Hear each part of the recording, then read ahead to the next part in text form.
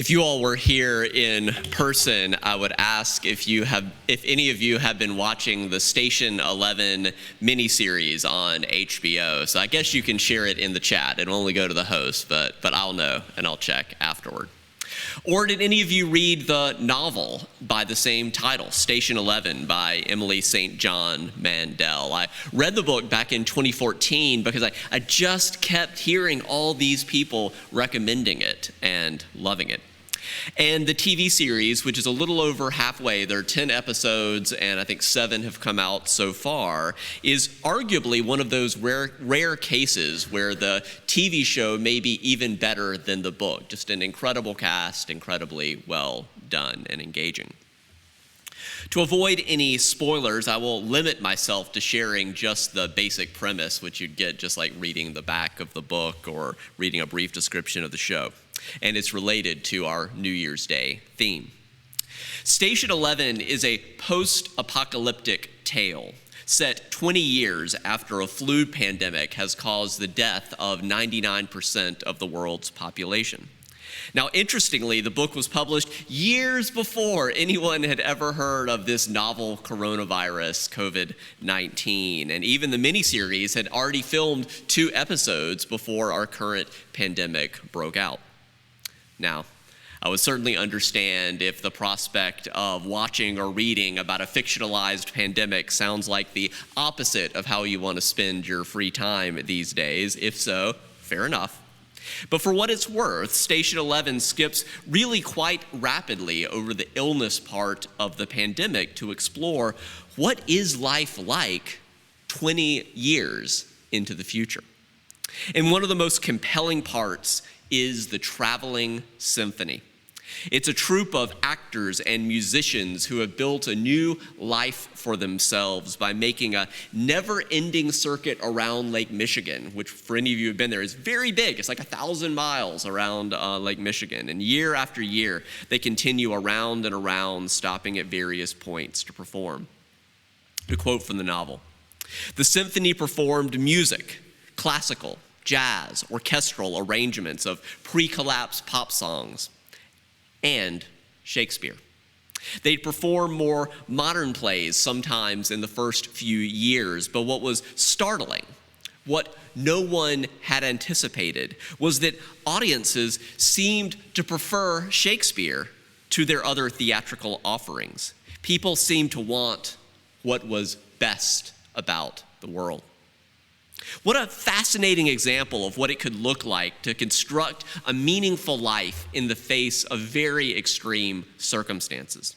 After spending a few years securing the basic necessities of life, they chose to lean into the humanities, to the arts, into literature, theater, and music.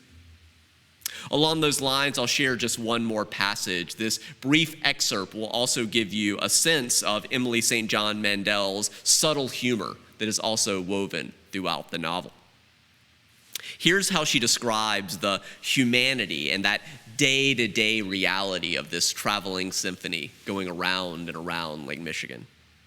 She describes it as this collection of petty jealousies, neuroses, and undiagnosed PTSD cases, and simmering resentments, living together, traveling together, rehearsing together, performing together, 365 days a year, permanent company, permanent tour. But what made it bearable were the friendships, the camaraderie, the music, and the Shakespeare, the moments of transcendent beauty and joy.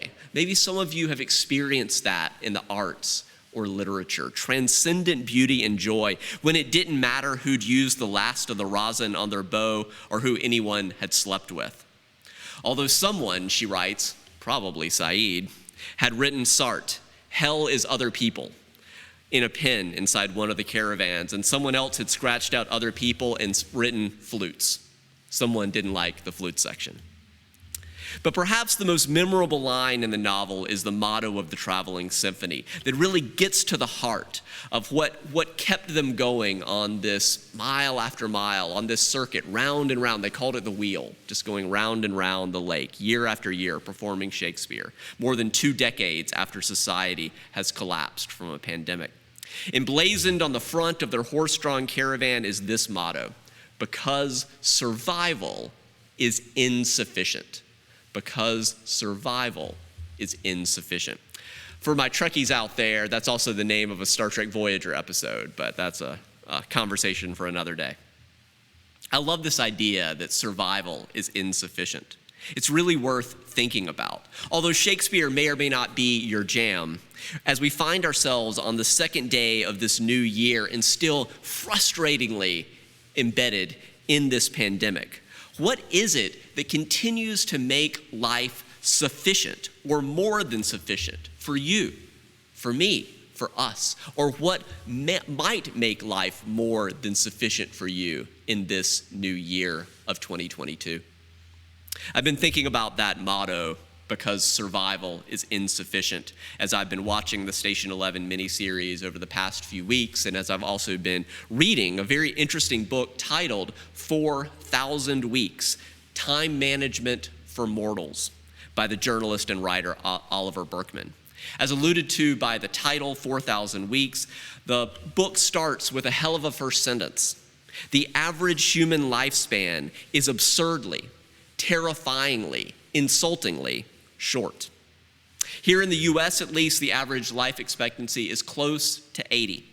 And for we humans who are or will be around long enough to blow out candles on our 80th birthday cake, we will have lived just over 4,000 weeks.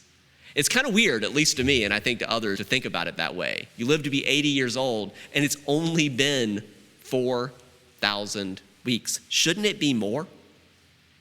Reflecting on our human lifespan through the lens of weeks is an interesting and provocative way to think about it. Often for me, as I suspect has sometimes been the case for many of you, weeks can just seem to fly by, one after another. They just keep adding up. It's another way we're just going round and round that wheel. As we all spend our days doing something, and as Annie Dillard has written, how we spend our days is, of course, how we spend our lives. What we do with this hour and that one, that is what we're doing with our lives. So how shall we spend it? How should we spend our finite weeks upon this earth? Well, another interesting aspect of Berkman's books is that he is making the case that time management as we know it has failed miserably, and he invites us that we should stop pretending otherwise. That's that subtitle of his book, Time Management for Mortals. We have this finite amount of time, so our regular way of time management may not suffice. He challenges us to consider that a hyper-focus on productivity is always doomed for at least two reasons. The first reason is that extreme productivity tends to be self-defeating, because the more super efficient you are, it has this ironic effect of generating just more work in response. The more you do, the more people ask you to do. With our endless to-do lists, we can find ourselves reenacting that ancient Greek myth of Sisyphus. Spending all our day rolling that boulder uphill, checking stuff off our to-do list, only to find ourselves back at the bottom the next day, that it's repopulated itself. This dynamic is perhaps most obvious with our email inboxes. Have you ever noticed that the more email you send, the more you get in return? Can I get a witness? I suspect we can online. Berkman's second reason that productivity culture is self-defeating is that there will always be too much to do. I think about our mission statement here at UUCF. There is no end to the amount of spiritual growth we can encourage, the amount of beloved community we can build, the amount of social justice and peace we can strive for. There's just no end to it. It's all good. I'm so grateful for it, but it will never end. Instead, Berkman invites us to consider a paradigm shift. What might change if our starting premise is that it is impossible to get everything done? What if we start and construct a life around that? As you've heard me quote before from one of my colleagues, we are saved from perfection. We're never going to get there. It's an impossible standard. We'll never perfectly complete our to-do list because the goalposts keep getting moved further and farther away. It's like Charlie Brown and Lucy with that football. You think you're finally gonna kick that football, and it keeps elusively getting pulled away at the last second as a new distraction, a new request comes in. And paradoxically, it can be liberating to begin by accepting we're just going to never get it all done. We have a limited number of weeks in this life, so how might we learn to live them in a more life-giving way? The singer-songwriter Carrie Newcomer says it this way in a poem titled, "Because There Is Not Enough Time." Because there is not enough time. She writes, "I used to think that because life is short, I should do more, be more, squeeze more into each and every day." She says, "I'd walk around with a stick ruler with increasing numbers and the measure of fullness. But lately," she says, "lately I've sensed a different response to this lack of time, to this finite number of weeks we have on this earth." She says, "I felt in my bones the singular worth of each passing moment. Perhaps the goal is not to spend this day power skiing atop an ocean of multitasking. Maybe the idea is to swim slower, surer, to dive deeper and really look around. There is a difference," she concludes, "between a life of width and a life of depth."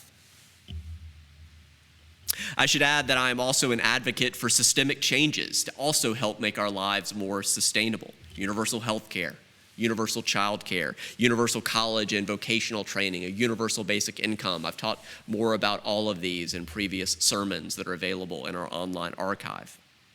For now, on this first Sunday of this new year, I want to invite us to consider some of the changes we can make at the individual level as well. If you want the full details, I recommend Berkman's short, fascinating, and accessible book, 4,000 Weeks. But for our purposes, I'll limit myself to a New Year's Eve top 10 list of the highlights. These aren't in any particular order, but counting down from 10 seemed the more exciting way to do it. Number 10, in our list of how to make the most of our limited weeks on this earth. Get out of your comfort zone. Somehow, in some way in your life that you feel interested and compelled to do so, get out of your comfort zone.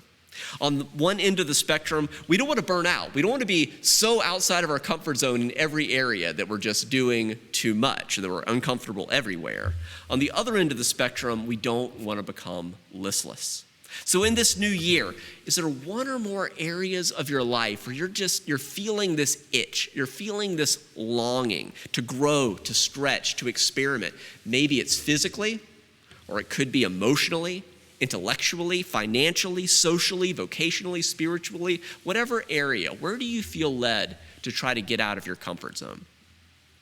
Number 9, let go of impossible standards.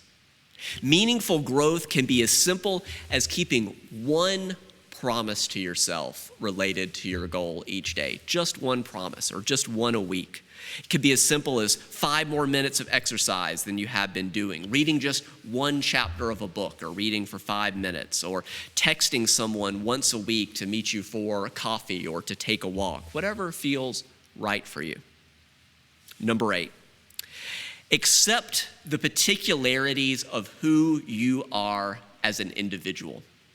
To use myself as an example, I should, for example, and did long time ago, like playing football was a big deal in my high school, but I should give up all hope of being a professional football player or of playing football at all. I'm just too scrawny, right? That means accepting who I am as an individual.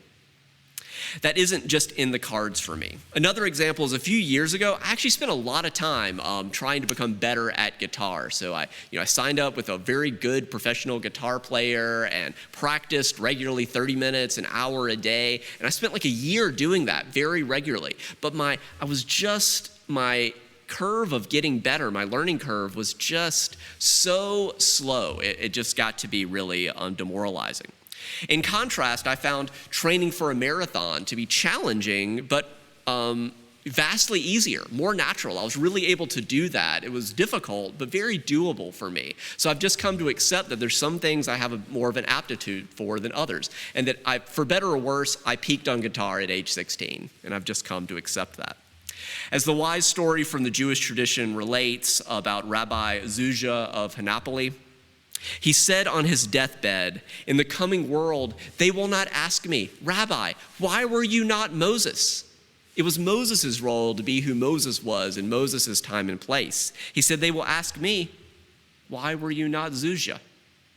His call was only to be himself. And that's all any of us are asked to do. Nothing more than our unique best selves. I also think about the quote from the recovery community that beware of comparing your insides to other people's outsides. That can also be an important part of this.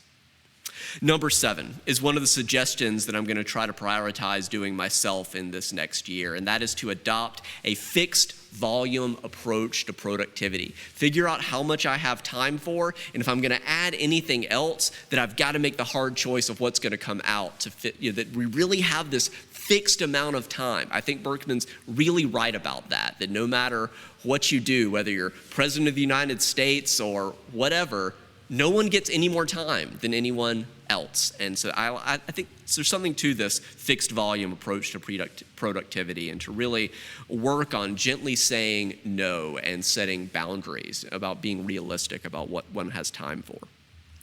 Number 6 is another one I may try, and that is to keep a done list. I'd be interested if any of you have ever tried that, keeping not just a to-do list, but a done list of what you've accomplished in a given day. Although I find it immensely satisfying. I keep an electronic calendar, and I love deleting things out of that calendar. But the result at the end of the day is that a lot of stuff's gone, but a lot of stuff's still there. And so I can't see all the stuff that's gone. I can only see all the stuff that I haven't yet done. And it can be demoralizing. So I think it could be really interesting and encouraging to spend just a moment or two at the end of each day savoring just a very quick bullet-pointed done list. Maybe that would help you as well. Number 5, make your technology more boring. Our devices and apps are designed to get us hooked and to use them as frequently as possible. And Berkman suggests a fairly hardcore way of making them more boring. He actually has taken his iPhone and put it in grayscale. So all the color is gone and it's just in black and white. I don't think I can handle that because I enjoy taking pictures too much and seeing other people's pictures, but I do think it's worth playing with the settings of your devices to turn off the notifications, use those focus sessions, or even I found it helps me if I just put my phone in the next room or across the room so I have to get up to get it, I use it much less frequently. Number 4, pay more attention to every moment, however mundane. Pay attention to every moment. The invitation here is to sink more deeply into the life that you already have. Now, sometimes the grass really is greener if you're really in a toxic circumstance, but other times our invitation is really that's a lot of what spirituality is about, just sinking more deeply into the life you already have. We have this labyrinth on the ground in between the sanctuary and the chapel. It's always open unless something's happening, some big event in the sanctuary or chapel. So maybe come here sometime on your own, walk that labyrinth that has that unicursal pattern. There's only one way in and one way out. And just meditate a little bit through that walking meditation in the labyrinth of how do I sink more deeply into this moment and really notice the extraordinary nature of ordinary life. You can also find this through washing dishes and folding laundry are two of the chores I do most frequently, and just kind of being really mindful, feeling your feet on the ground. That can be another way of appreciating the extraordinary in the ordinary. Number 3, be continually curious in every relationship. Every human being in our lives is complex and always changing, maybe in ways that aren't obvious to us. And sometimes if we know someone too long, we think we know everything about them. So be continually curious in every relationship. Be open to being surprised by everyone in your life, no matter how well you know them. You may find your relationships evolving in unexpected ways as a result. You may find yourself genuinely surprised if you listen to what someone is actually saying instead of what you think they're going to say because you've known them so long. Number 2, I really like this one. This is another one I'm going to try to do more. Act on generous impulses immediately, especially if it's something small and not that consequential for you. So this comes from the meditation teacher, Joseph Goldstein, who was the focus of our 13-week meditation class that I recently led here on Tuesday nights. For many years, Goldstein has practiced the habit of following through whenever a small act of kindness occurs to him, just kind of overcoming inertia and just do it, especially if it's something that might take just a minute or isn't that impactful. So if you feel that inner prompting to support something, to make a donation, to give someone money, to check in on a friend, or maybe just to send a quick email or text or make a phone call, to encourage someone, to say, I really appreciated this thing you did, or was just thinking about you. He said, just go ahead and do it. It can really create this virtuous cycle in the world of helping things move from strength to strength instead of a vicious cycle that takes us from cruelty to cruelty. So act on generous impulses immediately. And number 1, practice doing nothing. As you sometimes hear in meditation circles, don't always be doing something. Don't just do something. Sit there. Carve out more unstructured downtime in your life, even if you have to put it on the calendar. Even if you have to put on the calendar, unstructured downtime, if that's the only way you can get to it. It's really what I need to do. Try that. Practice doing nothing in this new year. And so, here at the beginning of 2022, are there one or more items in that top 10 list that I just went through that really just resonated with you, that really hit home? Oh, let me try that one. Don't feel like you need to do all 10. Is there 1 or 2, or maybe they reminded you of something else that you want to try in 2022, that you want to stick a Post-it note on your mirror to remind you of, or whatever would help you get it done? What do you want to experiment in this new year to make it more worthwhile, as the motto of the Traveling Symphony reminds us, because survival is insufficient? So in this new year, what do you feel called to move toward with a greater level of commitment, to get out of your comfort zone? Or what are you feeling led to let go of? What has been a routine distraction or detriment to you in the past year in 2021? To begin embodying a response to these actions, you can do this right now if you want, but you can also do it in the coming sometime later this day or in the week to come. It's our annual UU ritual of fire communion. Reflecting on how 2021 went for you, is there a person, is there a place, is there a habit that has consistently been a hindrance to your well-being? Is there something or someone that you feel called to let go of, or to say no to, or to put a boundary around in this new year? What has been life negating, a hindrance to your well-being, leaving you regularly feeling drained of energy, alienated, resentful? Either now or later in this week, I invite you to just find a piece of paper and write it down, and then set an intention to let go of this thing, this person, place, or thing. Hold that in your paper, and you can either light it on fire, you can tear it up, you can bury it. I'll show you an example of what we typically do here. I'll be right back. I'll light this from the chalice.